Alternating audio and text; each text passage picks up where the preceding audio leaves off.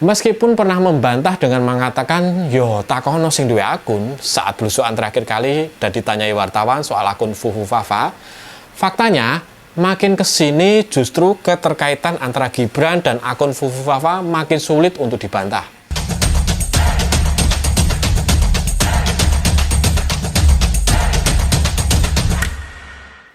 Di kotak komentar YouTube video saya sebelumnya, saya lihat ada sejumlah pertanyaan yang masih mengganjal penonton soal Wapres terpilih Gibran yang tidak hadir di acara pelantikan anggota DPR. Saya sekalian tanggapi di video ini ya, mengenai tradisi Wapres terpilih hadir di acara pelantikan anggota DPR, memang benar, sudah terjadi sejak era reformasi, bisa kamu googling. Saya sudah kumpulkan berita media yang merekam setiap 5 tahun sekali dari era SBY JK tahun 2004, lanjut SBY Budiono tahun 2009, lalu Jokowi JK tahun 2014, hingga yang terakhir Jokowi Ma'ruf Amin 2019 kemarin. Apakah wakil presiden terpilih tidak diundang? Kok saya meragukan itu ya? Presiden terpilih saja datang, masa wakilnya enggak? Bahkan sejumlah mantan wapres saja diundang loh, dan bersedia hadir. Meskipun presiden dan wakil presiden terpilih belum dilantik, tradisi ini bagus untuk terus dilanjutkan dan penting dilakukan sebagai ajang awal bersilaturahmi. Berkenalan antara calon anggota dewan, yakni legislatif, dengan calon pejabat eksekutif, yakni presiden dan wakil presiden terpilih.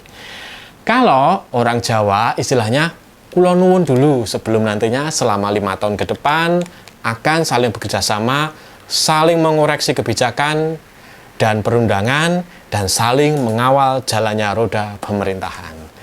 Bukankah masih ada lanjutannya lagi nanti tanggal 20 Oktober, anggota Dewan akan berbalas kula nuwun dan datang di acara pelantikan Presiden dan Wakil Presiden terpilih? Kalau ketika ada acara di DPR Wapres terpilih tidak hadir, boleh dong anggota Dewan juga enggan datang di acara pelantikan Presiden dan Wakil Presiden? Nah, kalau ini dituruti, kesannya kan jadi buruk. Kalau sampai saling berbalas gini. Makanya, bisa jadi memang persoalan yang serius mengapa kemarin Wapres terpilih tidak hadir di acaranya DPR. Bukan alasan yang tepat loh kalau dibilang karena belum dilantik. Memang, bak hilang di telan bumi Mas Gibran ini. Hilang entah kemana. Anggota Kim Plus pun pernah ditanyakan Gibran kemana juga pada nggak tahu. Terakhir katanya belusuan belanja masalah. Tapi itu kan sudah lama. Aneh.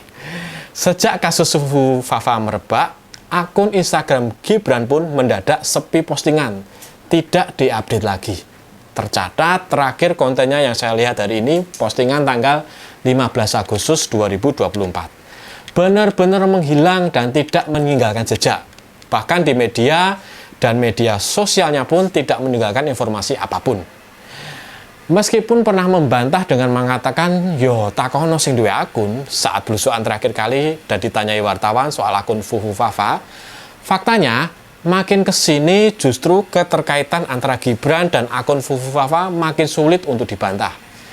Ini yang sebenarnya ditunggu-tunggu oleh masyarakat luas agar Gibran segera muncul kembali dan memastikan benar tidak sih akun Fafa adalah dia yang punya dan mengelolanya saat masih muda dulu. Biar cepat clear gitu loh.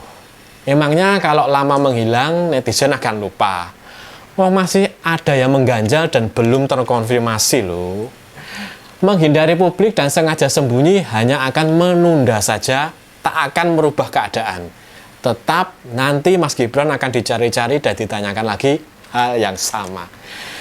Coba tengok perjalanan kasus private jet milik adiknya. Sempat beberapa waktu menghilang dan menghindari wartawan, dikala muncul pun tetap harus klarifikasi dan memberikan penjelasan toh. Di sisi lain, salah satu tokoh lawas yang ketiban rezeki dengan viralnya kasus Fufu Fafa ini adalah Roy Suryo, ahli telematika yang dulu sempat kena bully sejagat maya dengan sebutan tukang panci. Kini namanya kembali naik daun seiring keberanian dan keterlibatannya mengungkap siapa di balik akun Fufu Fafa. Entah sudah berapa podcast dan wawancara diskusi di YouTube dan televisi yang dihadiri. Cuan, dan nama dia kembali diingatan publik. Roy Suryo sendiri sampai yakin 99,99% akun Fufu Fafa adalah Gibran. Keyakinan yang berbuah dia dilaporkan ke Barreskrim karena dianggap menuduh Gibran sebagai sosok di balik akun Fufufafa. Kayaknya Mas Roy malah antusias dan pede bakal buka-bukaan di Barreskrim. Dan netizen yang maha benar jelas akan menunggunya. Kembali ke pembicaraan soal hilangnya Mas Gibran tadi. Coba kita gali lebih dalam ya. Seandainya Gibran muncul, lalu secara jantan bikin klarifikasi lagi soal akun Fufufafa. Menurut kamu, Gibran kira-kira akan bilang apa coba?